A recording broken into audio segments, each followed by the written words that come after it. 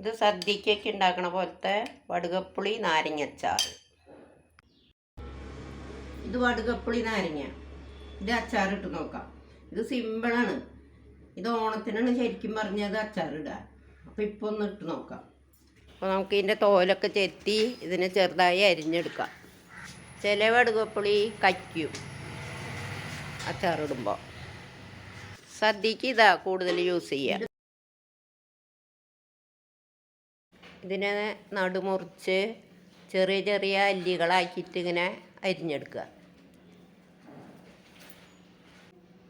ഇതേപോലെ കനം കുറഞ്ഞ്, എന്നിട്ട് ഇതേപോലെ കനം കുറച്ച് നുറുക്കിയെടുക്കുക. ഇനി നുറുക്കി കഴിഞ്ഞിട്ട് കാണിച്ചു തരാം. നാരങ്ങ ചെറുതാക്കി നുറുക്കി കഴിഞ്ഞു. ഇനിയിപ്പോൾ ഇതിൽ ഒരു 4 പച്ചമുളക് വേണമെങ്കിൽ ഇടാം, കുറച്ച് വേപ്പിലയും. അത് കഴിഞ്ഞ് നമുക്ക് കുറച്ച് മുളക് പൊടി. ഇതിപ്പോൾ എണ്ണയിൽ മൂപ്പിക്കുക ഒന്നും വേണ്ട, പച്ചയാണ് മുളക് പൊടി ഇടുക.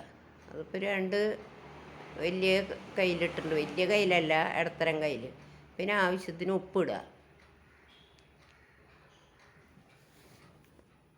അതിൻ്റെ നാരങ്ങേര എത്ര നാരങ്ങയുണ്ടെന്ന് വെച്ചാൽ അതിനനുസരിച്ച് ഉപ്പിട്ട് കൊടുക്കുക. ഇനി ഇത് നമ്മൾ കൈ കൊണ്ട് നല്ല പോലെ തിരുമ്പി കുഴയ്ക്കണം. തിരുമ്പി കുഴയ്ക്കുമ്പോൾ ആ നാരങ്ങയുടെ ഉള്ളിൽ നിന്നുള്ള നീരൊക്കെ അത് നാരങ്ങ പൊട്ടിയിട്ട് ഈ മുളക് പൊടിയിൽ വന്ന് ചേരും. അപ്പോൾ അത് അച്ചാറാവുമ്പോൾ ഒരു നല്ലൊരു തിക്കൻസ് വരും അച്ചാറിന്. അല്ലാന്ന് വെച്ചാൽ കല്ലും മോരും കൂട്ടിയ പോലെ വേർതിരിഞ്ഞ് നിൽക്കും. അപ്പോൾ തിരുമ്മി കൂട്ടി നല്ലൊരു യോജിപ്പായുണ്ട്.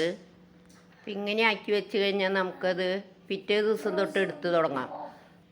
ഇനി ഇതിൽ കുറച്ച് പച്ച വെളിച്ചെണ്ണ ഒഴിച്ച് കൊടുക്കുക, വേറെ എണ്ണയൊന്നും ഒഴിക്കരുത്. ഇനി ഇതുപോലെ തന്നെ ഒന്നും കൂടിയും ഇതുപോലെ യോജിപ്പിച്ചെടുക്കുക. അതുപോലെ അച്ചാർ, നാരങ്ങ അച്ചാർ ഇടുന്ന പോലെ എണ്ണയിൽ മുളക് പൊടി മൂപ്പിക്കുന്നതൊന്നും വേണ്ട. ഇത് ആദ്യമൊക്കെ ഓണത്തിന് ഉത്തരാടത്തിൻ്റെ അന്ന് ഇതേപോലെ ഒരു നാരങ്ങ മേടിച്ച് ഇങ്ങനെ ഇട്ട് വയ്ക്കും.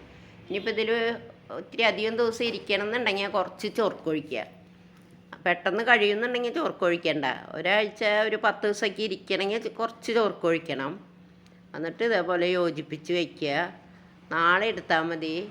കാരണം എന്താണെന്ന് വെച്ചാൽ ഈ നാരങ്ങയുടെ പുളി ഇപ്പോൾ ഈ ഇതിൻ്റെ ചാറിലേക്ക് ചെല്ലും വേണം, ഉപ്പ് നാരങ്ങയിലേക്കും കയറണം, എന്നാലേ ഇതിന് ടേസ്റ്റ് വരുള്ളൂ.